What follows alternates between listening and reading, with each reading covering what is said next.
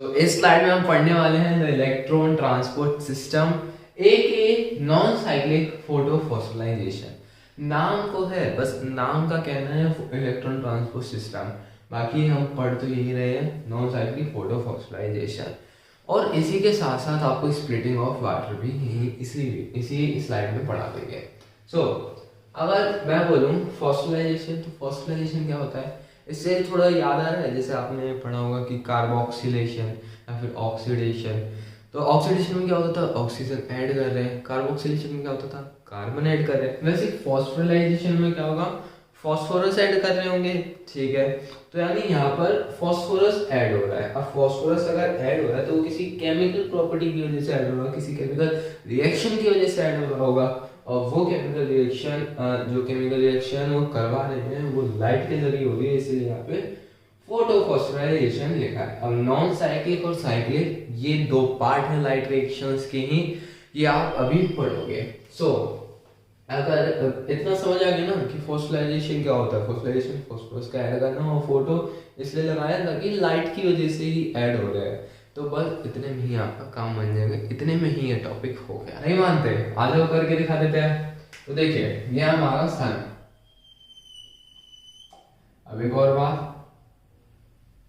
कि मैं जैसे इलेक्ट्रॉन का पाथवे बना रहा हूं, यहाँ पर क्या बना रहा हूं, इलेक्ट्रॉन का पाथवे।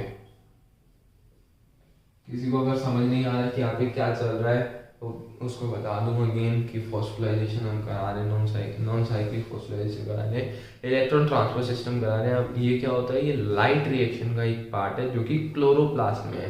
ये जितनी भी फोटो फॉस्फोराइलेशन हो रही है, चाहे वो नॉन साइक्लिक हो चाहे साइक्लिक हो, क्लोरोप्लास्ट में हो रही है, ठीक।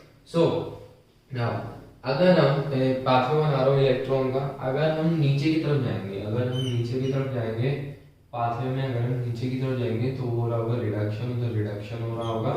और अगर हम ऊपर की तरफ जाएंगे तो उधर क्या हो रहा होगा, उधर हो रहा होगा अपना ऑक्सीडेशन। सन है।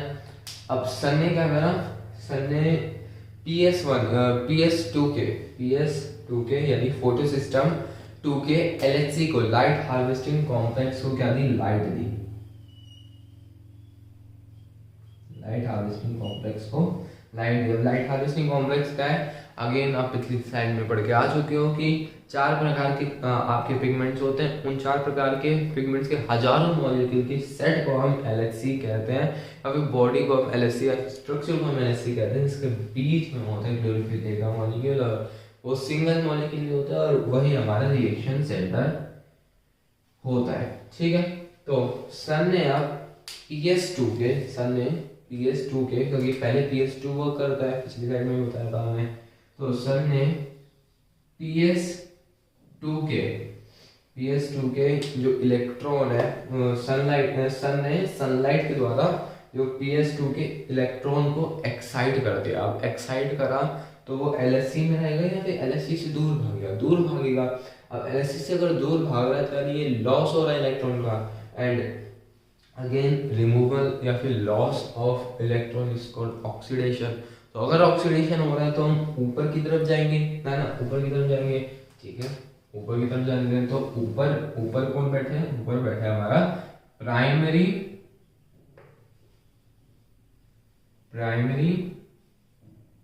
Electron acceptor. Primary electron acceptor बैठा है, ठीक। प्राइमरी इलेक्ट्रॉन एक्सेप्टर बैठा है तो यानी इलेक्ट्रॉन जाएगा ऊपर की तरफ जाएगा। जो इलेक्ट्रॉन की पोजीशन है, मतलब इलेक्ट्रॉन का जो पाथवे है वो मैं डॉटेड लाइन से दिखा रहा हूँ, ठीक, कोई दिक्कत नहीं है, ठीक है। अब प्राइमरी इलेक्ट्रॉन एक्सेप्टर ने लिया, अब प्राइमरी इलेक्ट्रॉन एक्सेप्टर ने अब क्या करेगा, प्राइमरी इलेक्ट्रॉन एक्सेप्टर किसी और को, मतलब प्राइमरी इलेक्ट्रॉन एक्सेप्टर ने ले लिया।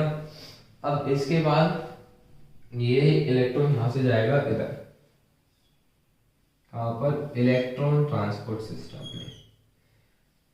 ETS लिख रहा हूं इलेक्ट्रॉन ट्रांसपोर्ट सिस्टम में, और ये बने होते हैं साइटोक्रोम्स के, ये ध्यान रखना, ये साइटोक्रोम्स के, ये जो ETS है ये साइटोक्रोम्स के बने हुए होते हैं। अब प्राइमरी इलेक्ट्रॉन एक्सेप्टर अब ईटीएस का ईटीएस इलेक्ट्रॉन ले रहा है and gaining of electron is called reduction, इसलिए हम नीचे की तरफ आ रहे हैं। तो यहाँ पे हो गया।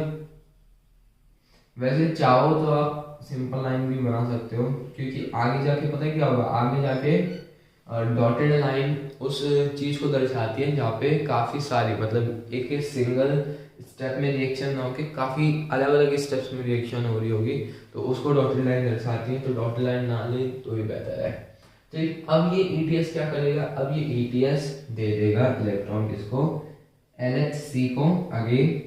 अब ये LHC किसका है, ये LHC है PS1 का, PS2 ये था, PS1 ये है ना। इनकी फंक्शनैलिटी में इनकी डिस्कवरी पे नाम रखे गए थे। पहले ये वाला पता लग गया तो इसे PS1 कह दिया, फिर बाद में ये वाला पता लगा तो इसे PS2 कह दिया, है ना। अब इनके नाम बताना, जैसे वो था ना P60, P680, P700, वो आप मेरे को बताना कि कौन सा है ना। मतलब PS1 को P680 कहते हैं, फिर P700 कहते हैं, वो आप मेरे को बताओगे। अब LHC अगेन आपको इलेक्ट्रॉन ले रहा है तो अगेन रिडक्शन। ठीक, अब इसने इलेक्ट्रॉन लिया। अब यहाँ पे क्या होता है ना, आप कह रहे होगे सर हम तो यहाँ पे इलेक्ट्रॉन को दे जा रहे हैं, हमने फॉस्फोराइलेशन तो करा नहीं, फॉस्फोरस तो ऐड ही नहीं करा, तो अब करेंगे ना भाई। अब साइटोक्रोम में ना एडीपी की मात्रा बहुत होती है, रिच इन एडीपी, है ना। अब एडीपी में जो एक फॉस्फोरस होगा जो कि इनऑर्गेनिक होगा, है ना, फॉस्फोरस होगा जो कि इनऑर्गेनिक होगा, अब वो जुड़ जाएंगे और बना देंगे। अब फॉस्फोरस से एडिशन हो रहा है, फॉस्फोराइलेशन हो रहा है, और किसकी वजह से हुआ, लाइट की वजह से हुआ। तो यहाँ पर हुआ फोटोफॉस्फोराइलेशन और बन गया एटीपी। और एटीपी आप सभी जानते हो, एडिनोसाइन ट्राइफॉस्फेट क्या है, करेंसी ऑफ द पावर कह लो, एनर्जी कह लो, जो भी कहना है वो कह लो। ठीक, करेंसी है ये अपनी, तो यही तो हमें बनाना था, यही तो हमें चाहिए था। हायर जो फोटोसिंथेसिस या फिर लाइट रिएक्शन के, फोटोसिंथेसिस में दो पार्ट होते हैं, light reaction, dark reaction. Light reaction में जो लास्ट पार्ट था वो था कि formation of high molecular intermediate, तो वो ऐसे बनेंगे। ठीक, तो यहाँ पे एटीपी बना। अब इसके पास एक इलेक्ट्रॉन तो इधर से आया, अब क्या सनलाइट सिर्फ इस पे जा रही होगी, इस पे नहीं जा रही होगी, ये तो भाई गलत बात है, सनलाइट तो इस पे भी जा रही होगी, तो भेज देते हैं सनलाइट। चलिए भाई, ठीक, सनलाइट अब इस पे भी जा रही होगी, तो जब सनलाइट इस पे जा रही होगी, अब आपको पता है कि लिमिट क्या होती है, PS, ये कौन सा लिख देते हैं ना, ये आपका PS2 और ये आपका PS1। ठीक, और ये 680 तक की रेंज को कैप्चर कर पाता है, 680 नैनोमीटर तक की, और ये 700 तक भी चला जाता है ना, 700 तक इसकी एब्जॉर्प्शन पीक है। ठीक, तो अब LHC पे अगेन यहाँ पे क्लोरोफिल रिएक्शन सेंटर होगा, सब आप जानते हो। अगेन अब जब लाइट आई है तो लाइट इलेक्ट्रॉन को एक्साइट करेगी, इलेक्ट्रॉन अगर एक्साइट होगा देन ऑक्सीडेशन हो रहा है, और ऑक्सीडेशन होगा तो ऊपर की तरफ कहाँ पे, प्राइमरी। अगेन यहाँ पर भी कोई इलेक्ट्रॉन एक्सेप्टर बैठा होगा, एक्सेप्टर बैठा होगा जो कि उस इलेक्ट्रॉन को ले लेगा। अब यहाँ पे दोबारा छोड़ेंगे इलेक्ट्रॉन, और छोड़ने के बाद यहाँ पे क्या होगा, यहाँ पे आपके पास NADP प्लस होगा। अब जो दो इलेक्ट्रॉन बचे हैं ना वो यहाँ पर काम आएंगे और बना देंगे इसको क्या, NADPH प्लस H पॉजिटिव। समझ गए? तो यानी यहाँ पे क्या हो रहा है, यहाँ पे ATP बन रहा है और एक यहाँ पे NADPH बन रहा है। ठीक है, तो यहाँ पर अपना हो गया। अब एक और मैं आपको बता दूं कि NADPH किसके बराबर है, 3 एटीपी के बराबर है। तो अगर आपसे कोई पूछे नॉन साइक्लिक फोटोफॉस्फोराइलेशन में कितनी एटीपी बनती है ना, कि अगर अगर पूछे कितनी एटीपी बनती है तो फाइनल आंसर तो 1 ही होगा। लेकिन अगर पूछे कि ओवरऑल एनर्जी कितनी बनती है ना, ओवरऑल एनर्जी कितनी बनती है, तो वो आप ले सकते हो 1, और NADPH 3 एटीपी के बराबर होता है, तो 3 एटीपी और 1 एटीपी 4, तो 4 एटीपी एनर्जी या फिर हाँ 4 एटीपी एनर्जी बनती है। अब जब आप आगे बात पढ़ोगे, आपने 10th क्लास में पढ़ा होगा कि रेस्पिरेशन में जो ऐसा चार्ट बनता था ना, ऐसा चार्ट बनता था, इधर से इधर पायरोवेट था, पायरोवेट से डिफरेंट एनर्जीज बनती थी एनारोबिक में है ना, वो आपने पढ़ा होगा। तो आपने लास्ट में देखा होगा कि 32 से 38 मॉलिक्यूल इधर बनते थे, इधर 2 से 3 इधर ऐसे बनते थे, तो वो भी ऐसे ही गिने जाते हैं। NADPH काउंट नहीं करते, NADPH को कन्वर्ट कर देते हैं एटीपी में।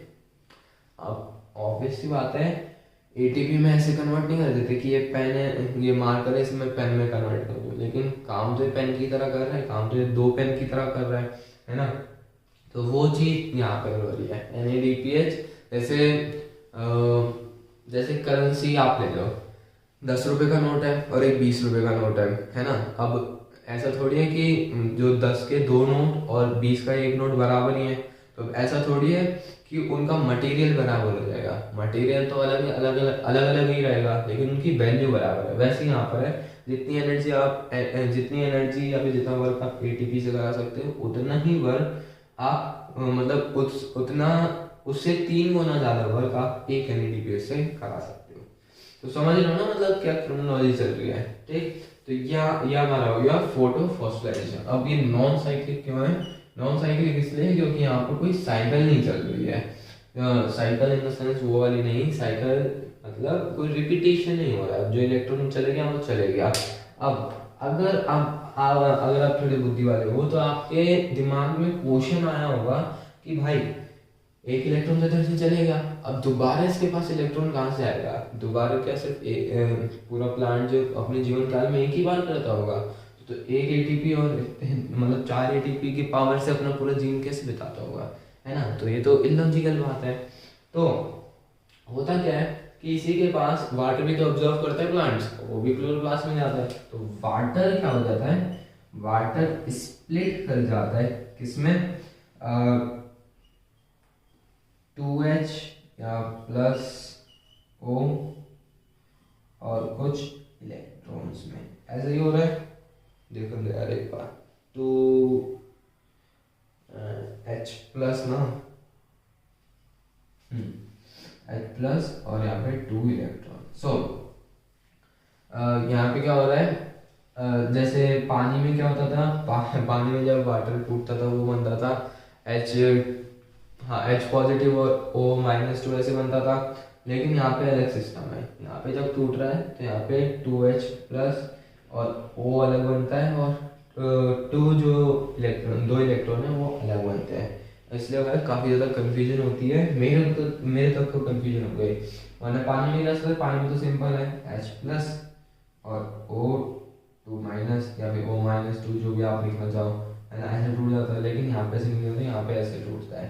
तो अब मुद्दे की बात देखो आप, यहाँ पर 2 इलेक्ट्रॉन है और यहाँ पे इलेक्ट्रॉन की कमी है, तो इलेक्ट्रॉन ही यहाँ चले जाते हैं, देन अगेन रिएक्शन हो जाती है, फिर से H2 टूटता है, देन यहाँ पे अगेन रिएक्शन हो जाती है। और H प्लस आयन, अब आप कहोगे यहाँ पे H प्लस आयन आया कहाँ से, H प्लस आयन वो यहीं से आता है, ठीक है, समझ गए। So this was the whole non-cyclic photophosphorization and splitting of water. Splitting of water जितना सा टॉपिक दिया हुआ है ना वो इतना ही है, और splitting of water सिर्फ एसोसिएटेड है PS2 से। और ये जो स्कीम चला रहे हो ना आप इलेक्ट्रॉन की, इसे आप कहते हो क्या, Z स्कीम। इसे कहते हो क्या, Z स्कीम।